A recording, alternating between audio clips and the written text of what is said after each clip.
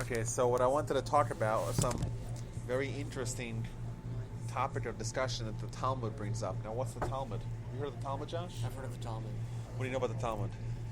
Not With enough. the T, ends with the Not T. enough. So this is one volume of the Talmud. Okay. To read Hebrew, this is it says Talmud Bavli, which means Babylonian Talmud. Where was the Babylonian Talmud written? It's all good. Babylonian in Babylon. Babylon. In Babylon. Now, a little trivia question. There's two Talmuds. There's the Babylonian Talmud, and there's the Jerusalem Talmud. Okay. Where was the Jerusalem Talmud written? Not Babylonia, or not Babylon, Jerusalem. What do you say, Brian? Off the rails. Huh? The Babylonian Talmud was written where? In Babylonia. In Babylonia or Babylon, right? Right. And the Jerusalem Talmud was written in? Jerusalem. Everyone agrees that Arabic. consensus? Arabic. Consensus. No, actually, I don't It's written know. in Arabic. It's got to be a Oh, trick yeah. question. So there's two Talmuds. There's the Babylonian Talmud and Jerusalem Talmud. Which the Sephardis like the Babylonian. But the Jerusalem Talmud wasn't My written way in out. Jerusalem, was it? Oh, where was it written, Scotty? It was written right next to them on Babylon, right? Oh, this is a good question. It was written in Tiberias. Because when the Romans destroyed the Second Temple in the year 70 of the Common Era, right? Oh, that's where they went. Titus, Vespasian, the Romans come, they pummel the city, they send the Jews on exile. And they make Jerusalem the first Judenrat city, first city devoid of Jews. They call it Elia Capitalina. Aelia Capitolina. Yeah. Sounds like a And they woman. renamed the city. They put idols all over the city. They put and they make the temple into a temple for Zeus and Jupiter, and that infuriates the Jews. And that's why we know the famous revolt in the year 132, right, was a result of the first time. The only time they 500 years of Roman history. We think of Roman as like Maximus in Gladiator. That's like Yeah. right? Maximus. Remember that? Yeah. Great movie. Yeah. That was. They dominated the world for 500 years. 500 years. That's two United Romans? States. The Romans, yeah. And there's only one time where they conquered, and then the conquered people actually regained sovereignty. Do you know that? That's only happened once. Where was that? That was in Israel in the year 132, the Bar Kokhba revolts. The Jews staged a massive revolt against the Roman conquerors, occupiers, right, whatever you want to call them. And under the leadership of this wonderful warrior named Bar Kokhba, and they actually kicked the Romans out of Israel. And they reestablished sovereignty. They minted coins. We have tons and tons of coins that are still around today from this kingdom of Bar Kokhba that was around for 3 years. But either way, that's what happened, and so that's where the Jews ended up in Babylon. Yeah. And they wrote the Babylonian Talmud in about the year 500. About the year 500. Yeah, and we have Where was copies the of Jerusalem? Yeah. Jerusalem Talmud predated it, but the style of the Jerusalem Talmud was very different. And can I interject this? It must have been only in retrospect that they called it the Jerusalem and Babylon Talmud, because at the time, you wouldn't have two separate groups writing. Well, they set out Talmuds. to write the same thing, Or like the would word you? Talmud. The word Talmud is not just a description of the book; it's a description of the content of the book, of the style, of the content of the book. Talmud means study. But there were two groups simultaneously. No, making there it weren't a simultaneous. Talmud? There was 180 years separating the two. Okay. Are there differences? Many differences. In fact, the entire structure of the book is different. If you read this, when we say Talmud, we typically mean Babylonian Talmud. If you read this Talmud, you see dialogue, you see debate, you see questions, you see analysis on every single line. That's it. This Is debate. Rashi still in this? No, Rashi's way later. Rashi's the commentary. No, the commentaries, the Rashi and Tosfos are in Are only Babylonian Talmud. only. Only. The very scant commentaries on Jerusalem. Very limited. And only from much more recent commentaries. How many generations from the giving of the Torah to this again? From the giving of the Torah to the Talmud, 40 generations. Maimonides, 40. in his introduction to his book, Yeah. he lists them one after another. And he lists them, and then he works backwards. You said Maimonides? Maimonides, yeah. Is this what Maimonides, Maimonides is this one? No. This is Talmud. No, but this is what he studied. Yeah, this he studied this, correct. He didn't study that one. He studied this one. Maimonides was a world-class scholar. So He studied both of them. He studied everything. Okay. Maimonides wrote books on pharmacology. I mean, it's you not know? like Sephardi and Ashkenaz. Sephardi do this and Ashkenaz No. nothing All- like that. Yes, and subsequently, if there's ever a debate between the Jerusalem Talmud and Babylonian Talmud, Right. we always go to the Babylonian Talmud. Always. And And was this one's written got more before, stuff in it. But though, this you much said. later. Much later, this one was written. And this also very interesting. With no knowledge of the Jerusalem Talmud. No, they had knowledge of it. They did have knowledge? It wasn't a complete job. But there so was to a speak. geographical disconnect too. That's right? correct. Huge. So you really couldn't unless you were passing notes across ships. I mean, you're not Well, a big geographic well. divide. In truth, the Talmud recounts lots of It's episodes. rural, though, right? Lots of episodes where there was crossover. Okay. You know, the Talmud says when Rabbi Dimi came. You see this in the. How are you? You see this many times in the Talmud. The Talmud gives stories about when a certain rabbi came. It Yeah. tell you where he came from, where he came to. It just says where he came. Yeah. And the answer is because there was two coexisting concurrent communities, one in Israel and one in Babylon.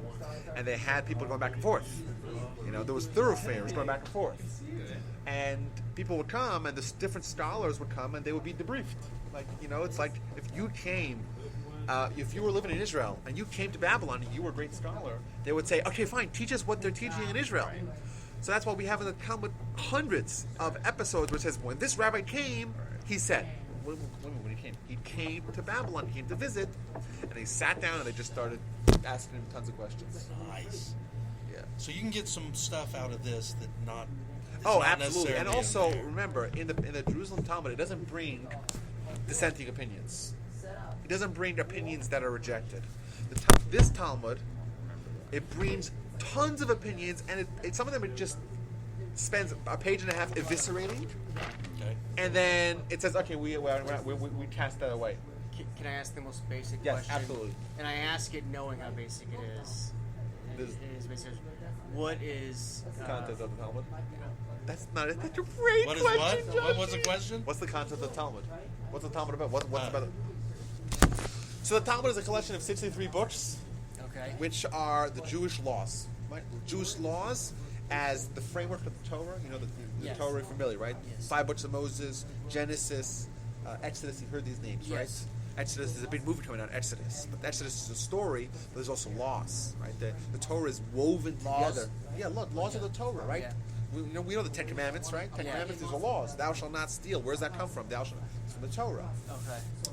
And the Torah is like a framework of all the laws. Okay. The Torah doesn't give any details, doesn't give specifics. It's a framework. Everything else was oral, was tradition, right? Was transmitted orally. Now, the point in time To Moses as well. from Moses, From from Moses, absolutely, all the way from Moses until it was written down. Out of necessity, it was written down because, like we said, there was exile, there were bans, there were persecutions and bans on public study of Talmud. Right, famously, the Emperor Hadrian in the year 117 made significant restrictions on the study of Torah. He said, if you study Torah, you know what we're going to do to you? We're going to kill you publicly. Right? That was common. And he says, if you give a circumcision to your son, we're going to execute you. If you observe the Shabbat, we're going to execute you. So if you can no longer congregate together, if there can no longer be schools of study, how could you possibly transmit the Torah onward? If you don't have a physical document, if it's just based on a system, a school of instruction from teacher to student. Therefore, out of necessity, they have to write it down. So they wrote down the laws plus the explanations of the laws. So that's the Talmud. This was when did this happen? The Mishnah was written in the year 200, roughly. We don't know the exact date. The estimates are between the year 180 and 200 of the Common Era, right? Rabbi Judah the Prince, right? The Roman Emperor Marcus Aurelius Antoninus, right? He was a friend of the Jews. So we had a very nice, calm period of a couple of years where politically, diplomatically, there was the leadership on the Jewish people plus the acquiescence of the Roman leadership, and that enabled the writing of this momentous document of the Mishnah, which is a very brief summary of all the laws. Yeah. And the Talmud was written in Babylon. Babylon was a wonderful place for the Jewish people for thousands of years, and then they actually wrote the expanded version of all the laws with all the sources, all the exceptions, all the applications. It really fleshes out fleshes out what the law is. Right. Now, for example, this book that I selected to talk about today, it's the laws of marriage. So how do you get married? Right? We know we believe in marriage. Right? The Torah talks about marriage. The Torah says, the verse is in Deuteronomy, when a man shall marry a woman. We have something happening. There's two people, they're not married. Right? They're single, and they get married. There's some sort of transaction, some sort of status change. Right? And now once she's married, we have one of the 10 Commandments is, thou shalt not commit adultery. Right? You cannot sleep with a married woman. That's what the Torah says. So what makes a woman married? What changes? The Torah doesn't tell us. The Mishnah says there are ways to get married, multiple ways to get married. One of them is with presentation of the rings. We know Mishnah. So we start off the book. It says a woman and a man can get married in one of three ways, and it lists the three ways. That's the Mishnah right here in this book. Exactly, and that's 4 lines. Sorry, go ahead. And then we have about 14 pages of Talmud explaining that. Got it. How 4 lines. Exactly. So it's very, very, very brief. It says a man marries a woman in one of 3 ways. Number 1, with a monetary transaction like a ring, like we still do today, right? With a document, right? Or with cohabitation. That's what it says in the Mishnah. That's the Mishnah.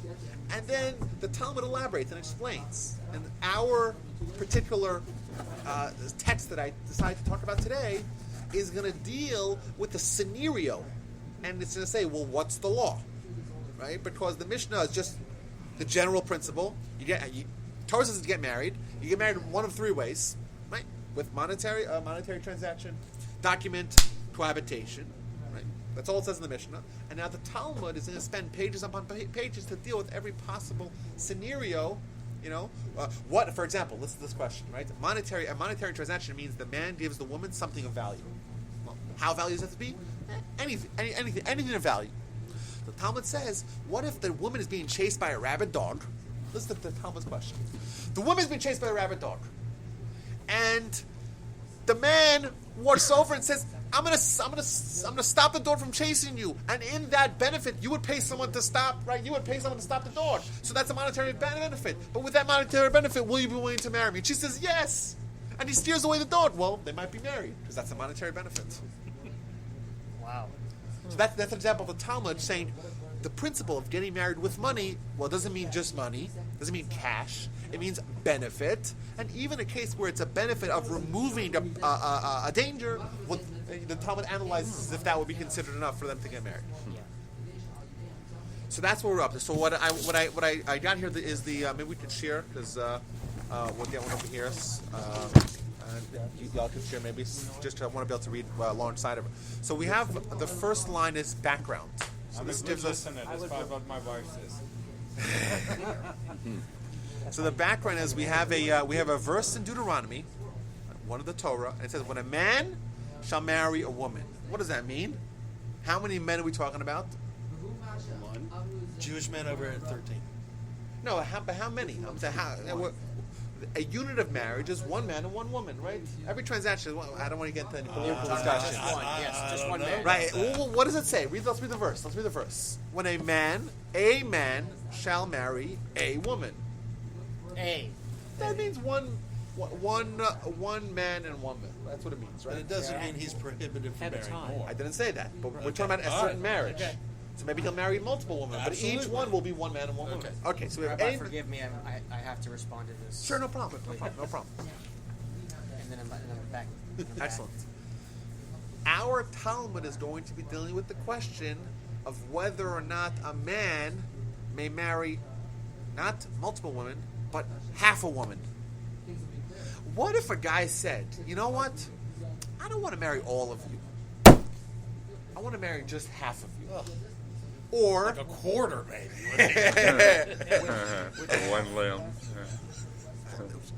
That's a very good question. All these questions are legitimate. But this is a question the Talmud says. This is an example of the expansion that the Talmud's going to make on a single line of the Mishnah. The Mishnah tells us the law: a man and a woman get married with a monetary transaction. I'll say, well, what if this bizarre scenario happens, right? If a man says to a woman, "I want to marry half of you," is she married? No. Well, I don't know. What's your question? I don't think she is. You think not? I think not. Well, what if he says, I want all of you to marry half of me? That's okay. That is okay. That is good. Right. Because a man Well, can it have used to multiple. be that they could marry 4 wives, so in essence, she's marrying a fourth of him in the case of Yeah. I agree with polygamous. So you guys say that a man is able to marry. In the old days, not anymore. Okay, He's with the not Talmudic able to talk. marry a half a woman, but they're able to marry half or a quarter of him. Okay, so you guys are hit the nail on the head, but let's see what the Talmud says. Okay, but I want to read the next line. This is from a little bit earlier. Isn't it great? You guys are awesome. Okay, the rabbis taught. Look, everyone sees what the rabbis taught. The big paragraph there, 3 lines down. This is a direct quote from the Talmud. How does the monetary marriage transaction take place? The man gives her money, or money equivalent. So we said like presentation of the rings, and says to do 2 things. Number 1 is to give her something, is to say something. What does he say? Behold, you are married to me. Or if he says, behold, you are betrothed to me. Or he says, behold, you are my wife. They are married. That's it. She accepts it. She acquiesces to it. She says, okay, fine. And she accepts it, and they're married. So no rabbi required. Huh? No rabbi required. Well, you need to have witnesses. But that's for every transaction. Thank you so much, Josh. It's very simple. This is very simple. There's 2 things that have to happen. Number 1, the man has to give her something. Number 2, the man has to say something. Obviously, she has to accept it, and there have to be proper witnesses, etc. Right? And they have to not be a brother and sister. Right? Okay, now let's go to our feature presentation. Rava taught. Please, thank you. This is the Talmud speaking. Thank you. Sure. The rabbi whose name was Rava. Amen. Amen. If a man says, behold, you are married to half of me. He doesn't say, behold, you married to me. He says, behold, you married to half of me. Then they are indeed married, like you guys all hit the nail on the head.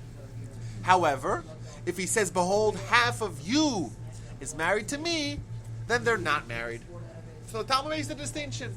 The Talmud says, if he says, you're married to half of me, then it's good.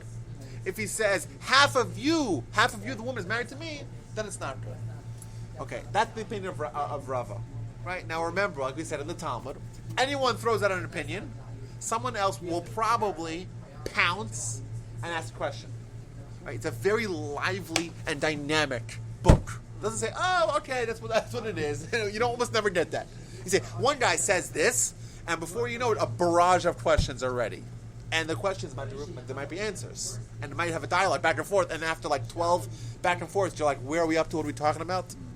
That's why it's kind of hard. That's why you have to like really, really move slowly and not lose track of where you are. And that's what the skilled Talmudic scholar would do. Would know how to do. Would say, okay, fine. This is the debate back and forth, and what are they even arguing about? You might, that's important to not forget. So we have the opinion of Rava. Rava says, like you guys all said, you guys all hit the nail on the head. If he says, you are married to half of me, that's fine. However, if he says, half of you is married to me, right, half the woman, that's not fine. Now, Skip, we're read only the... and that's yes. because a woman can't have multiple husbands. Well, we don't know why. That's a very good assumption, and the Talmud will bring that up. But as of right now, we don't know why. And in fact, that might be the question. We'll say, wait a minute. You're giving us a distinction. What's the reason for the distinction? So we have an assumed reason for the distinction. We assume that the reason is X. Right? And then we'll say, if the reason is X, well, then there shouldn't be a distinction. And then we'll say, oh, no, you know what? Maybe the reason is Y. And we'll see that your reason will come up. Okay? Right, because if a woman's married, if a woman that is married to someone else, if one has 2 husbands, and one of the husbands is sleeping with a married woman. That's right. A woman can't have 2 husbands. That's for sure. Okay, so what is everyone? Let's go back to the text and back to the bold lines. Said Abaya to Rava. So who's Rava? Rava was the first opinion. Abaya is going to question it. What's the difference between behold, half of you is married to me, then they are not married? Why? Why are they not married? Because the Torah says when a man shall marry a woman, right? The verse says, a man marries a woman. So therefore, if it's half a woman, they're not married. But it's also if it's half a man, they're not married. Means if the guiding principle is that the Torah says, right, that when a man marries a woman, that means 100% of a man to 100% of a woman, and therefore if it's only 50% of a woman that doesn't work, well then if it's according to that reasoning, if it's 50% of the man, it shouldn't work. Hence, we see that Abaya hears the words of Rava. He assumes that the reasoning is because when someone says half of the woman is married to me, it's an infraction against the verse in Deuteronomy, because the verse says you have to have a woman, not half a woman. And says, but if so, you're inconsistent. If so, there should be no difference between that and half a man. Seems legitimate. So he's going to say, no. That wasn't my reasoning at all. What's he going to say? Rava said to Abaya, we're up to the, he's responding. He's going to defend himself. What's the comparison? What do you mean? You say, what's the difference? I'm saying, what's the comparison? This is how they're arguing. Like, they're coming from polar sides. Right? Abaya is saying, what's the difference? He's saying, what's the comparison? When he says, half of you is married to me, I only want to marry half of the woman. A woman cannot be married to two people. But a man is surely able to marry two women. Remember, this predates the prohibition against polygamy. Polygamy was once legal in Judaism. Mm-hmm. So if a man can marry as many women as he wants, so he can marry half of him, or a quarter of him, or a tenth of him, right? That's what he means. He says... I was thinking, who messed that one up? Just got to change the shoes. I could do it. This is be careful what you ask. Right, that's true. Good point. Girlfriend. So in a case like that, what would happen? If the guy says, you're marrying half of me, and then later on he decides to take on a third wife or fourth wife, then he lied to her. No. Wrong commitment. Well, no, she has 50%. That's And then the rest of the wives split the other 50%. well, the How first, do we know that? I don't know, but either way, he's fully married to her. Means, Rudy's bringing a good question. He's saying, does it really mean that he's only half married? No, I'm saying does it mean Means- that So is he he's sharing- prohibitive to marry a third? If he says to two women, I marry half of me, okay? Can he then marry a third because he's lied? right. He's ready. If he said 50-50, That's if he what I'm says, asking. okay, I married 25%, you're marrying 25% of me, so I can have 4 if I wanted. But if I say half, then the next one I better sure say not say half again, because then you're going back and saying it. Right. Or if the first one, if you don't say a half to the first one, Right. then you're 100%. But remember, You're not gonna marry you guys all of all them. have an underlying assumption, and hear me out.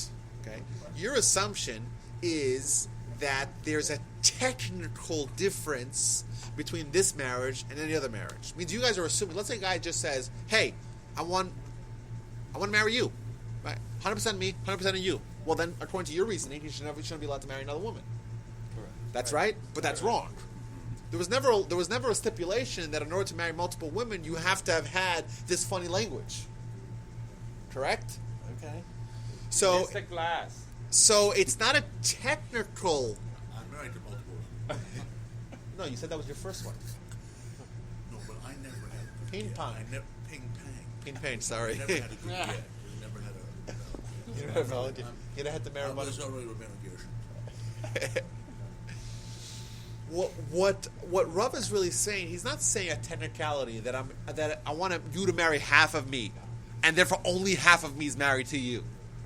So let's say you're only half my mother-in-law to her mother, right? Or I'm only half responsible to take care of you as my wife. No, obviously the marriage is going to be a fully bound marriage. However, it's a semantic. It's a semantic that he's using. He's saying, listen, we're going to be fully married, but you should know I may be marrying other women. He's not intending to have a half a marriage. He's intending to have a full marriage. But he's also informing her that I will perhaps in the future consider other women. but only up to a half. No, I'm saying he's telling her that you don't have me exclusively. But the marriage is a full marriage. pretty interesting right now. Actually, it's kind of an open marriage, but full's a good one. I just thought, sorry. It's totally closed for you, but pretty open for me. Now listen to this, guys. This is where I wanted to get up to. Listen to what the Gemara is going to propose now. So now we seem to have closed the issue. It makes a lot of sense. If a man says, "I want to marry you," I'm sorry, I want all of you to marry half of me, right? Then it works. That's fine. That's a perfectly legitimate way to get married, right? You are married to half of me. That's legitimate. However, if the man says, "I want to marry half of you," doesn't work. Why? You got to marry a full woman, not a half woman. And there's no way to explain this bizarre formulation of your marriage proposal by saying, but I'll let you be married to someone else, because that's not a possibility. So it must be that you want a flawed marriage. You have to marry 100% of man, 100% of the woman. He only wants 50%. That's a marriage not sanctioned by the Torah. Okay? That's where we end off. Yeah. The Talmud's going to try to come up with this very interesting proposal. Listen to this, guys. This is where it gets interesting. All the ears. Let's assume you have to marry a whole woman. You have to marry a whole woman. The Torah says a man, a woman. It doesn't say half a man, half a woman. You got to marry a full man, full woman. If you say half, well, that's what you want. That's not, well, if you want only half, you don't get the whole thing. Proposes the Talmud. Let the marriage work on half. Let it work first on half, and then let it spread like a disease to the whole woman. Let's come up with this creative solution where the man is initially going to marry half the woman, but once he marries half the woman, it'll spread to the whole woman, and then they should indeed be married. And then perhaps a legitimate form of getting married would also be, I want to marry half of you. And initially it would start off as being married half a woman, but automatically would just spread to the whole way through. What do you think about that idea, Josh? Fine, but you can't marry half a woman. You can't marry half a woman, but he's saying I'm not going to marry half a woman, marry a full woman.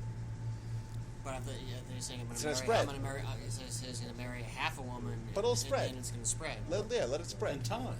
Huh? In time. No, it'll spread right away. But what happens to the other half when you're married? Well, it First half? spreads right away. If you're married, you still can't.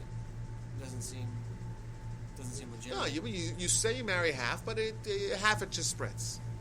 Half a woman means the whole thing. You know. So It's if, like- if it's instantaneous and total, then it's not. There's no such thing Why not? because you're Because it's saying never half. It's never half. It's always the whole. You see, the virus is always going to take over right away. So there's no such thing as a half.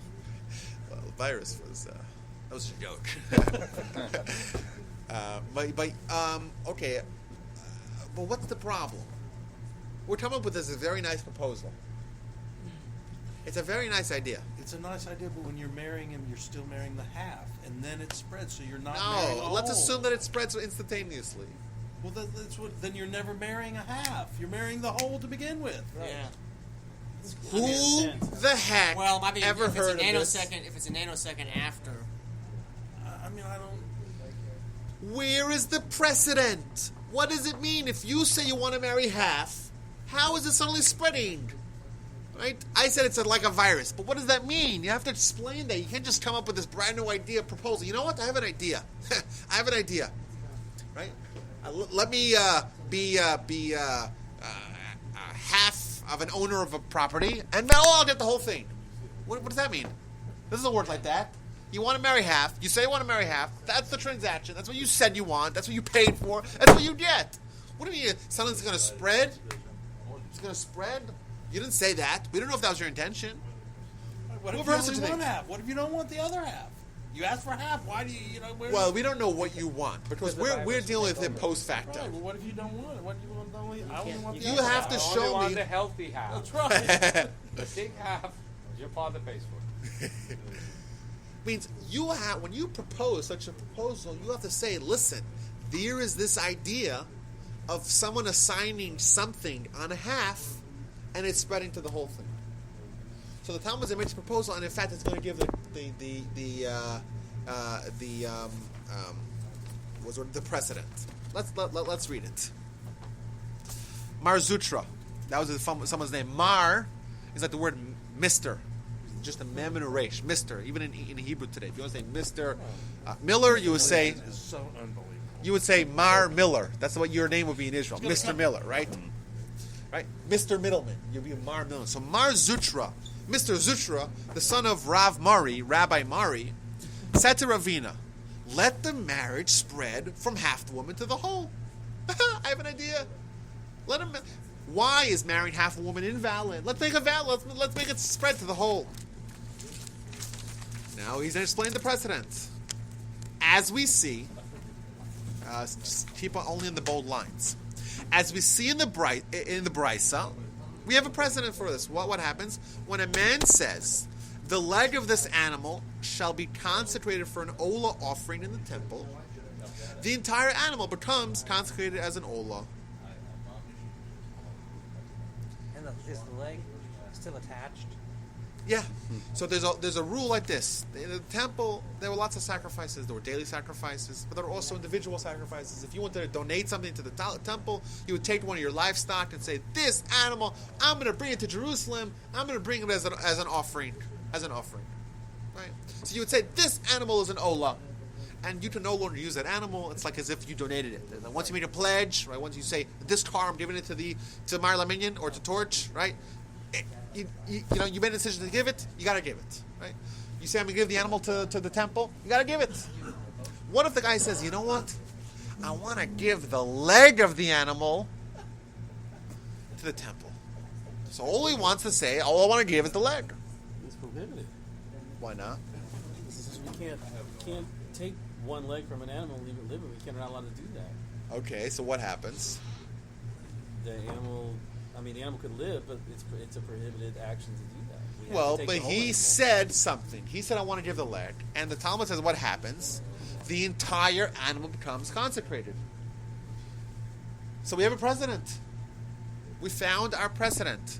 When a man says, I want to give an offering, I want to make a donation of the leg of my animal, then the entire animal becomes consecrated. So too, when a man says, I want to marry half a woman, the entire woman becomes consecrated, which is actually the same word for marriage. And consecration in Hebrew is the same word, kadosh, like kedusha, like holy, distinct, right? Same thing. So this book is called Kiddushin, name of the book, Kiddushin, because it's marriage. And the books that talk about kadshim is sacrifices, because it means the same thing. So we have the same principle. So we have a precedent. If a man says, I want to give half my animal, the whole animal goes. I want to marry half a woman, the whole woman goes. So why can it not work when a man says, I want to marry half a woman, let's marry the whole thing? Because the effect will spread. What do you guys say? Nice creative idea, huh? Sounds good. What do you say, Rudy? You like it? Like it. Now remember, there's no such a thing where we're in the middle of a dialogue. This will be challenged, right? This will be challenged. If past performance is indicative of future results, we will find that someone has a question, a proposal, it probably will be contested. The Jews don't take things that don't make sense or that they could disprove. They don't take it quietly. So aren't there other verses dealing with marriage, combining two people, two souls? What are you saying? I'm saying that if there are other verses that say that there's other verses that address when two people come together in marriage, that they become one, right? Yeah. Correct? Correct.